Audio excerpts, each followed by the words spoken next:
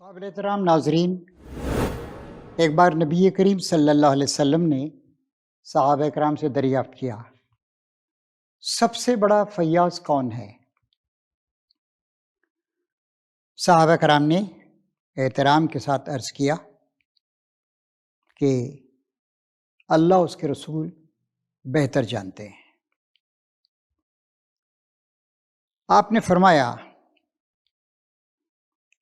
فیاضی میں سب سے بڑھ کر خدا ہے، پھر بنی آدم میں سب سے زیادہ سخی میں ہوں، اور میرے بعد فیاضی اور جود و سخاوت میں سب سے بڑھ کر وہ ہے جس نے علم حاصل کیا اور اس کو پھیلایا۔ یہ شخص قیامت کے روز ایک امیر کی طرح آئے گا، یا آپ نے یہ فرمایا کہ یہ ایک جماعت کی حیثیت سے آئے گا۔ نبی کریم صلی اللہ علیہ وسلم لوگوں کو ذہنی طور پر آمادہ کرتے تھے، ان کے سوچنے سمجھنے کی صلاحیت کو ابھارتے تھے۔ چنانچہ پوچھا آپ نے کہ سب سے بڑا سخی کون ہے؟ صحابہ کرام نے احترام انداز کیا، اللہ اور اللہ کے رسول بہتر جانتے۔ اللہ تعالیٰ ہماری رہنمائی فرما رہا ہے، اس کی کتاب مسلسل نازل کر رہا ہے، اور یا رسول اللہ آپ کو اس نے بھیجا ہے حق کے ساتھ، دانشمندی کے ساتھ، حکمت کے ساتھ، ہدایت کے ساتھ، تو آپ ہی اس سلسلے میں ہماری رہنمائی فرمائیں۔ فرمایا اللہ نبی کریم صلی اللہ علیہ وسلم نے کہ جود و سخاوت میں، فیاضی میں، داد و دہش میں سب سے آگے اللہ تعالیٰ ہے، سب سے بڑا فیاض ہے، فیاض حقیقی۔ دیکھیے اللہ تعالیٰ سب کچھ دیتا ہے، کچھ اس کے بدلے میں نہیں مانگتا ہے۔ زندگی دے دی ہمارے لیے، آسمان، زمین، پہاڑ، سمندر، کرۂ ارض، نظام شمسی، ہماری کہکشاں، بے شمار لاکھوں کہکشاں نے بنا دی، سامان زیست فراہم کیا، زندگی دے دی، مفت میں دے دی زندگی۔ ظاہر ہے اس سے زیادہ فیاض کون ہو سکتا ہے؟ پھر آپ نے ارشاد فرمایا کہ اس کے بعد سخاوت میں سب سے زیادہ میں ہوں۔ نبی کریم صلی اللہ علیہ وسلم نے کیا لیا؟ محل بنوایا؟ نہیں۔ جائیداد چھوڑی؟ نہیں۔ کوئی اچھا گھر بنایا؟ گھر بھی نہیں بنایا، کچھ بھی نہیں چھوڑا۔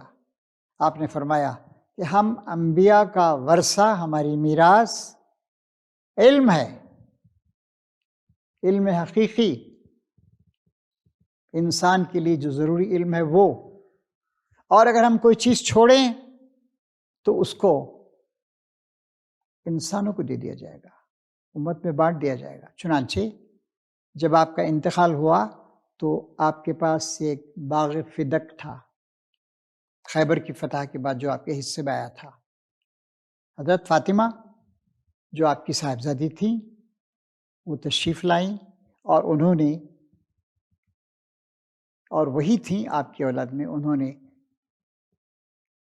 حضرت ابوبکر صدیق کے پاس کہا کہ ابا جان کو باغ جو میراث سے عنایت فرمائے۔ آپ نے انکار کر دیا کہ نہیں بیٹی، میں نے خود رسول اکرم صلی اللہ علیہ وسلم سے سنا ہے کہ ہمارا کوئی ورثہ نہیں ہوتا، ہماری کوئی میراث نہیں ہوتی۔ تو آپ سے زیادہ فیاض کون ہو سکتا ہے؟ جھوٹا موٹا کھایا، سیدھی سادی زندگی گزاری، جی، ایک آرام دہ گدا تک نہیں تھا آپ کے پاس۔ چنانچہ ایک بار ایسے ہوا، ایک واقعہ، حضرت عمر تشریف لائے، دوپہر کا وقت تھا، شدید گرمی تھی، نبی کریم صلی اللہ علیہ وسلم اپنے حجرے میں آرام فرما رہے تھے۔ چمڑے کا گدا تھا جس میں کھجور کی چھال بھری ہوئی تھی، اور آپ اٹھ کر بیٹھے تو آپ کا بدن پسینے سے شرابور تھا، موتیوں کی طرح پسینے کے قطرے آپ کے چہرے اتھر سے آپ کے بدن پہ گر رہے تھے۔ حضرت عمر رو پڑے، بڑی محبت کرتے تھے وہ آپ سے، یا رسول اللہ آپ ہمیں اجازت دیں، کم سے کم ایک آرام دہ گدا تو ہم تیار کر دیں۔ کہ عمر، مجھے اور دنیا کے عیش و آرام سے کیا تعلق ہے؟ میری مثال اس شخص جیسی ہے، مسافر سے جیسی جو تھوڑی دیر کے لیے گرمی کی شدت سے بچنے کے لیے کسی درخت کے سائے میں آرام کرتا ہے اور پھر درخت کو اس کے سائے کو چھوڑ کر اپنی منزل مقصود کی طرف رواں دواں ہو جاتا ہے۔ ایک اور موقع پر ایسا یہ واقعہ پیش آیا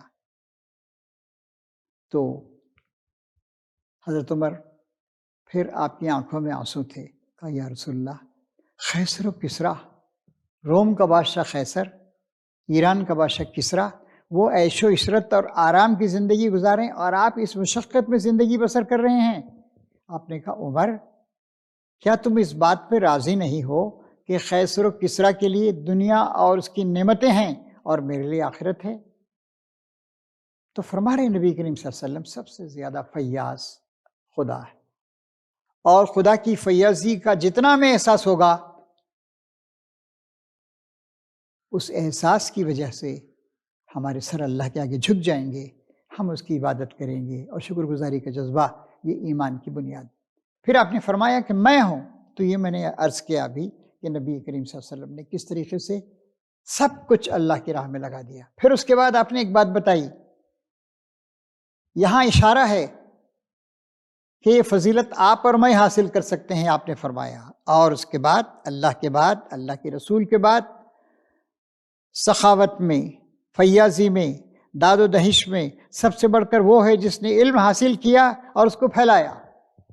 علم سب سے پہلے خدا کا، خدا کی ذات کا، اس کے کمالات کا، اس کی صفات کا، اس کی عظمت کا، اس کی کبریائی کا، اس کی بڑائی کا، اس کی ہدایت کا، اس کی رہنمائی کا، اس کے دیے ہوئے قانون کا ہونا چاہیے، اور پھر اس کے بعد دنیا کا بھی علم ہونا چاہیے، تاکہ ہم اللہ تعالیٰ کی نشانیوں پہ غور کر سکیں اور اس کے ذریعے سے زندگی کی صحیح راہوں کو اپنا سکیں۔ اور نہ صرف یہ کہ علم کو حاصل کرنا ہے، بلکہ اس کو پھیلانا بھی۔ اللہ کے بعد، اللہ کے رسول کے بعد، فیاضی کے لحاظ سے کسی کو اونچا مقام حاصل ہے تو علم حاصل کر کے علم کو پھیلانے والا ہے۔ اور فرمایا نبی کریم صلی اللہ علیہ وسلم نے، بحقی کی اسی حدیث میں آتا ہے، اور حضرت انس بن مالک جو حضور کے ملازم تھے، 10 سال کی عمر میں آپ کی والدہ ام سلیم ان کو لائی تھیں، اور تقریباً 8-10 سال وہ حضور کی خدمت پہ رہے اور بہت بڑے راوی بنے، حضور کے بے شمار باتوں کو سنا، سمجھا، نوٹ کیا اور پھیلایا اور امت کے سپرد کیا۔ وہ کہتے ہیں کہ فرمایا حضور نے، یہ شخص قیامت کے روز ایک امیر کی طرح آئے گا، یا آپ نے فرمایا یہ ایک جماعت کے حیثیت سے آئے گا۔ ایک امیر آتا ہے، اس کے پیچھے ایک لشکر ہوتا ہے، اس کے حالی موالی ہوتے ہیں، اس کے درباری ہوتے ہیں، اس طرح آئے گا وہ ایک لیڈر کی طرح، یا ایک جماعت کی حیثیت سے آئے گا۔ ایک بڑی جماعت چلتی ہے تو اس کا کیا کر و فر ہوتا ہے، کیا شان آن بان ہوتی ہے اس کی، اس طریقے سے آئے گا۔